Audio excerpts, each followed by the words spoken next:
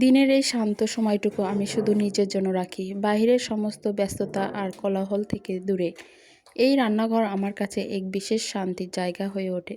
দেখুন, এই ঝিকিমিকি পিঠা বানানোটা শুধু একটি খাবার তৈরি নয়, ধৈর্য ধরে যখন প্রতিটি পিঠাকে এমন নিখুঁত নকশা দেই, তখন আমার মনটাও ধীরে ধীরে শান্ত হয়ে আসে।